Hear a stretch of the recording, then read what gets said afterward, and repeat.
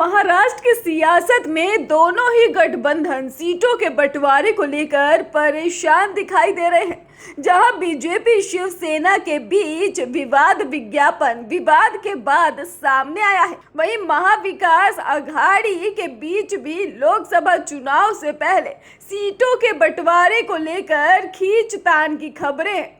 शिवसेना ने मंगलवार को महाराष्ट्र के अखबारों के जरिए एक विज्ञापन जारी किया था। इस विज्ञापन में मुख्यमंत्री एकनाथ शिंदे को प्रमुखता से दिखाया गया था।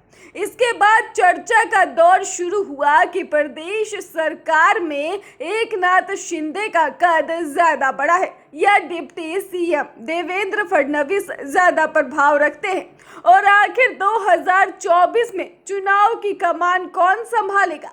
अटकलें ये भी थी कि भाजपा इस विज्ञापन को लेकर नाराज थी। इस चर्चा का असर ये हुआ कि सरकार ने अगले ही दिन एक और विज्ञापन जारी किया, जिसमें महाराष्ट्र के विकास में दोनों नेताओं के योगदान को प्रमुखता से दिखाया गया।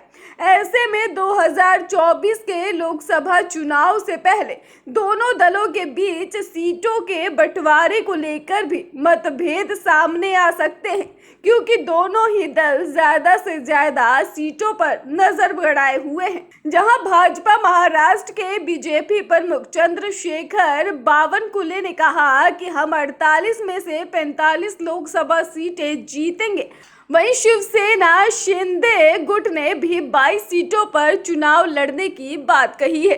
हालांकि ऐसा मुश्किल ही लगता है कि भाजपा के साथ गठबंधन में रहते हुए शिवसेना को 22 सीटें मिलना बहुत आसान नहीं दिखाई देता है।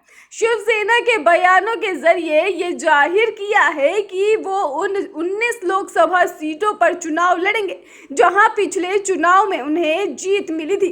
ऐसे में शिवसेना के टूटने के बाद कमजोर हुए उद्धव ठाकरे के लिए गठबंधन को इस फॉर्मूले पर राजी करना बहुत आसान नहीं होगा, क्योंकि कांग्रेस महाराष्ट्र में बड़ी जमीन की तलाश में है। वहीं एनसीपी ने भी अभी अपनी इच्छा जाहिर नहीं की है। ऐसे में देखना दिलचस्प होगा कि ये दल कैसे सीट बंटवारे के मुश्किल फैसले से पार पा पाते हैं। ब्यूरो रिपोर्ट, स्वदेश 24।